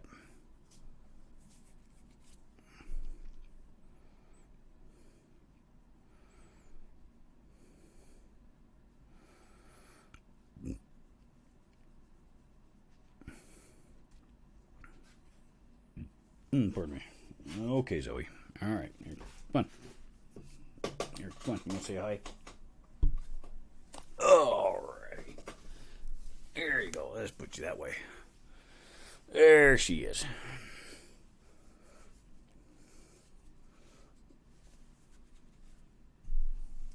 There you go. Get you all situated up here so you got a nice comfy spot to lay down.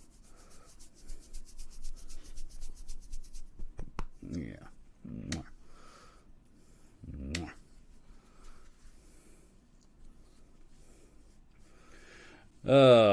Yep, here she is. Stop. She's licking my hand. Let's see. Mars Wonder says I can't afford a real Gibson, so I just upgraded an Epiphone SG with Gibson parts. Works for me. Nothing wrong with that. I've done that before.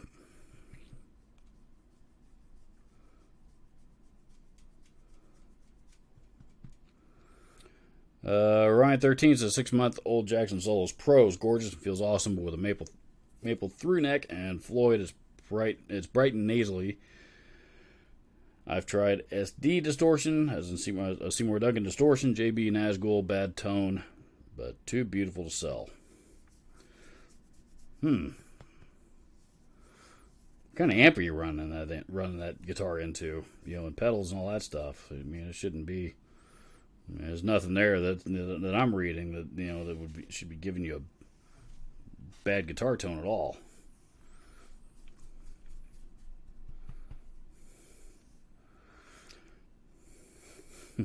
Oh, guys, check this out. We got Team Larry here saying he's got a big fan. A friend of his is a big fan that wants me to say hi.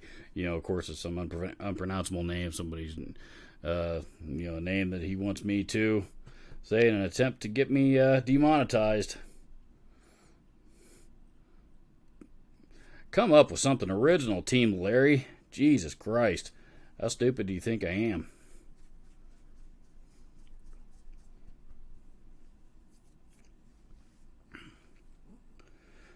Hush.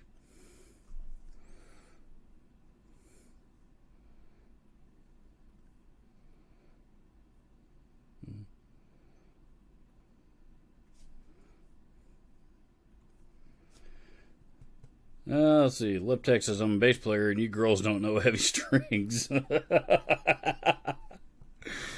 True story there. I play light strings on bass too, though, man. 40 to 95s. That's what I play on bass. Okay, baby. You lay down? You try to lay down? Or you just want to stand here in my lap and call it good?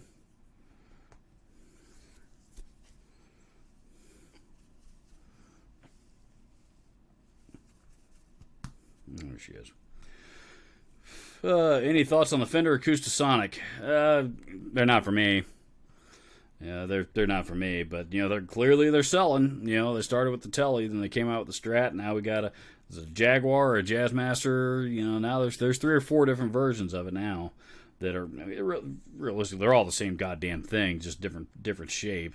A different classic Fender shape. That's all it is. But they're not for me, but like I said, they really are. They seem they're doing something right. A lot of people do seem to like them because they're selling pretty well for Fender. So, and as long as they keep selling, they're going to keep building them. End of story.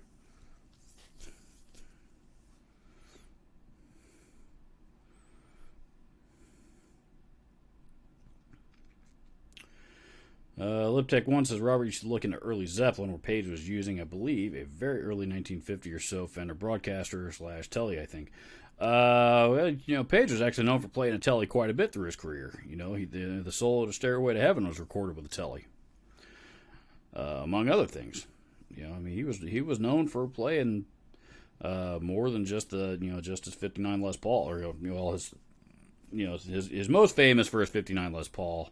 And then probably, his Tele is, his Dan, I'm sorry, the next most famous guitar for him would be the Double Neck. Then probably the Tele, then probably the Dan Electro, then probably the Les Paul Custom. So those are the ones that he's always played. But he's been known to play Tele quite a bit. So I don't hate Teles. They're just again, just one of those things. They're just not for me.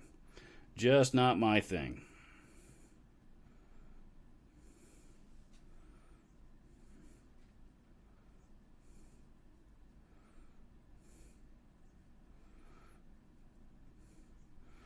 So, Jerry Ellis says, thanks for responding. Much appreciated. Really thinking of picking it up.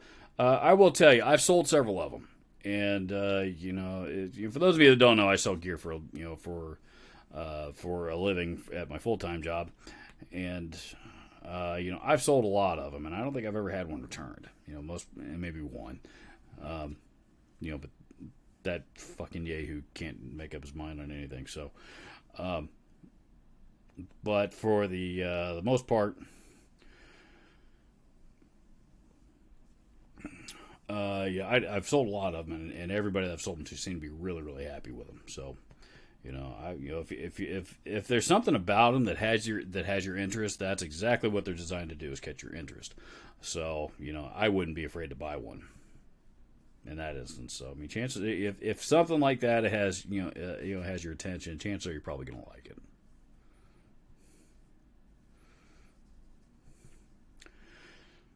Ryan 13 is running my soloist into a Marshall DSL-20 with a Boss SD1 in front. All my other guitars sound great. The soloist is just nasally no matter what I do. I've tried EQ pedals, different strings, and pickups. Interesting. I don't know.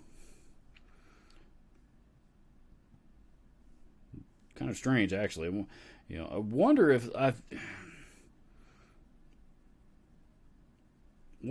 especially if you've got the different, if you've swapped out pickups in there enough. I wonder if something isn't wired in, out of phase or something by mistake. That could also be. So you might check to see how everything's wired. Has Fender ever made a Strat with a non-tremolo bridge? I like Strats, but don't like guitars with tremolo. It's just not my style. Yeah, they have. They've got a few hardtail models out there. I can't remember what they called that thing, but there was, maybe it was just called a hardtail Strat. They've made, they have made them over the years. Not, they're kind of hard to find. They don't pop up very often. They haven't made one. They haven't made one in a long time now. So you pretty much got to scour the used market. They're out there. But like I said, they're a little tough to find on the used market because it's not, they haven't made too many of them. But they do exist.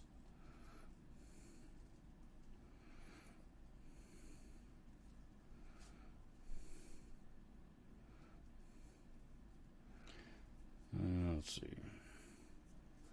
Ian Nunez says, not a fan of Acoustasonic. Just get a real acoustic and a real electric guitar and be done. That's me.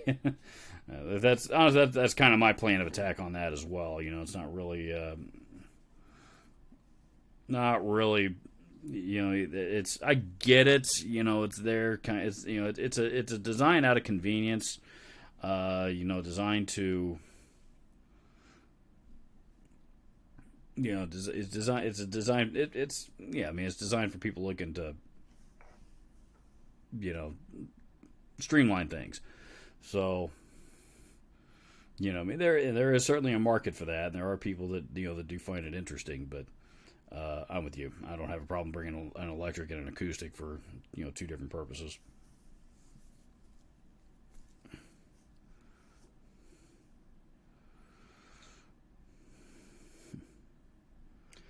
Liptech1 says, you remember the early 80s Gibson Chet Atkins electric solid body classical guitar? They were awesome. Yeah, Gibson actually made that guitar for quite a while, and there's also an Epiphone version of it. The Chet Atkins guitars. Those are I saw several of those come through the store over the years when I was there. They still pop up. If you're looking for them, you can still find one that pops up every now and again. They're not that uncommon.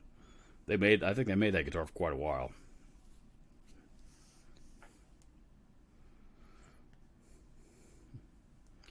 Cecil Music says you can just block a fender trim, which is also true. You can honestly, that's what most people that don't like trims, that's what they do, is they block the tremolo. So and the thing with a Fender style tremolo, I mean, it's nothing like a Floyd Rose or anything like that. It's not like they're not super crazy difficult to maintain at all. For those Strats, that's one good thing. That's one thing I've always liked about Strats is, you set them up once and you're good. They tend to be really, really stable. Once you set them up, it's not like a guitar with a Floyd on it. Where you got to go through and readjust everything, rebalance everything, all that stuff every time you go change the strings. Strats don't do that.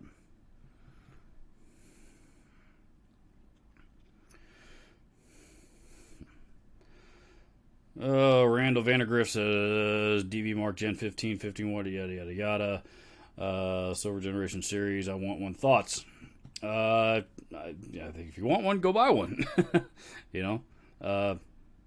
DV Mark make great amps. They make really good amps. If you're not familiar with them, and DV Mark is basically, it's Mark Bass. Is what it is. It's Mark Bass's guitar amp division. Is what it is, and they make a lot of great amps. A couple of their amps actually have my attention as well. I'd like to try a couple of those micro heads that they have, and some of the Greg Howe signature stuff that they've got as well. John Taylor says just picked up a PVT 27. It's almost a hardtail Strat with a boat anchor or with a boat paddle built into it. Those old PVT series guitars are pretty cool, though. What's that for? What's that look for? You don't know? You guys can't. She's out of. I guess you can see her a little bit. She's still sitting here, standing in my lap. She's not sitting. She's standing while I'm petting her.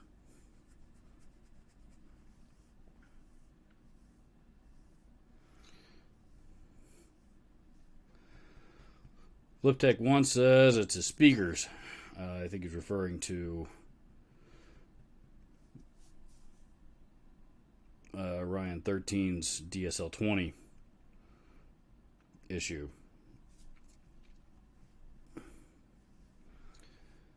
Ryan 13 says, good idea in checking the wiring on the Soloist. It's not my rig, definitely the guitar. It's an HSS with 5-way switch. Something could be wired wrong. Things, I'll look into it.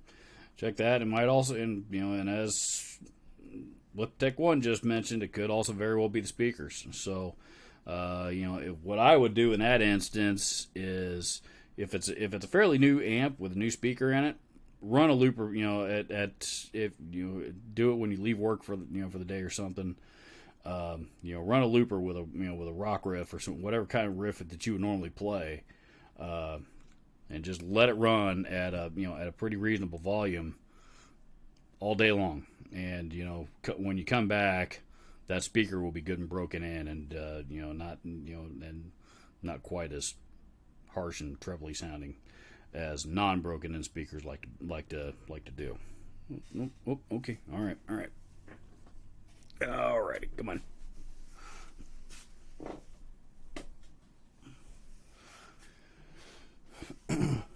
There we go.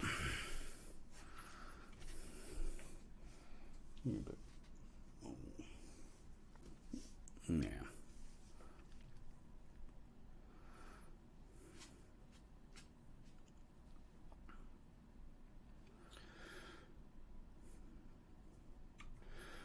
Let's see. Chris Torres says, what does the MT2W sound like into the guitar input or the effects loop? See my video on it. Matter of fact, I think I did a couple of videos on MT2W. So, and I'm pretty sure I demonstrated all of that. So, yeah, my advice is, check out that video, and that'll tell you everything you need to know. MT2W is a pretty kick-ass pedal, man. I like that's another one of those that I'm going to have a tough time letting loose of. Let's see. Ian Nunez says Graphtec nut and saddles on my Strat. I can dive bomb the heck out of it with no tuning issues.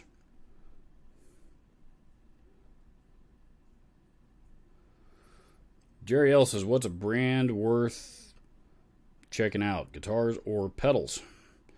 A brand? Oh boy. Peppers pedals are definitely worth checking out. And I think Tony, I believe Tony bailed a while back, but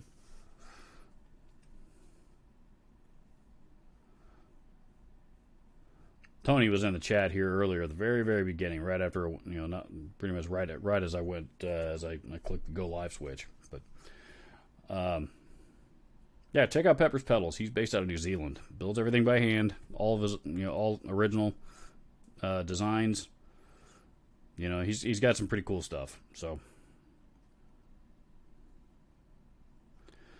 Cecil Music says, I noticed your shirt. Have you ever tried Picker's Grip? So, what are your thoughts on it? Yeah, I've tried it quite a bit. And, do I use it every time I sit down and play guitar? No. But, there are times when it's, it does help. And, I've built up a pretty strong relationship with the Picker's Grip folks. AKA Billy Coax is his name.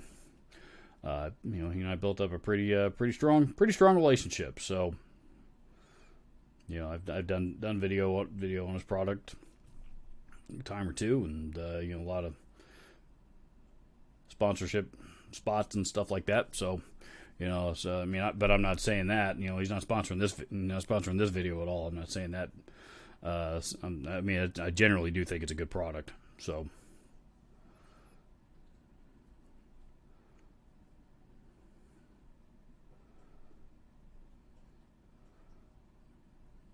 I wouldn't work with him as much as I do if I thought otherwise.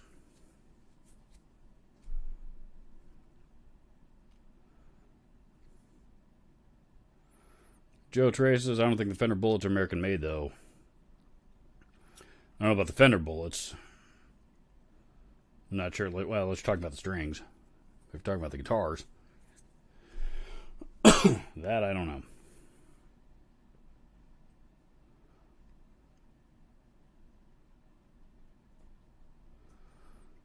Ryan Webster says, thoughts on Strymon Iridium for the Bedroom Bandit. I haven't used that one, to be honest. For the cab sims, I'm pretty cab sim pedals. I'm pretty happy with my. I've got a Digitech cab driver and the Digitech cab driver and a Mooer. Why can I not think of the Mooer? Whatever the Mooer one's called. The name's escaping me at the moment. Mooer Radar. So I have one of each of those, and those both actually work really, really well for me. When I do need to use a cab sim, I sold my multi-track recorder, so I don't have as much of a need to use one as I once did, but I do still have them. So no, the Strymon Iridium is in the same the same ballpark as both of those. So I can't imagine it's there's anything bad to say about it. I've not used it, I've not tried it, but Strymon makes good stuff. So Paul Leonard's here.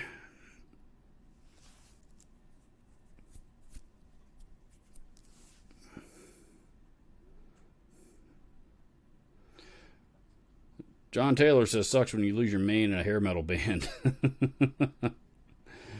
think most of those guys did, man. The bands from that era that are still around, not too many of them that left that got the big long flowing locks like they once did back in the 80s. There's plenty of them left that still have long hair, but not like not the Aquanet stuff, not the Aquanet hairstyles they had back then.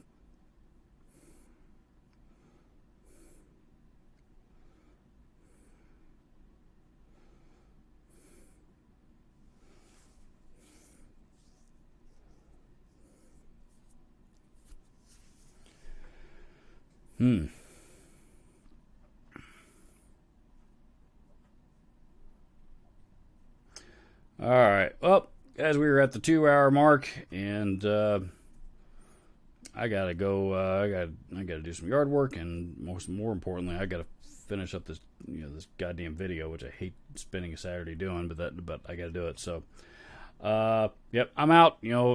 Thanks for coming to hang with me. New video goes up tomorrow, and yeah, everybody enjoy the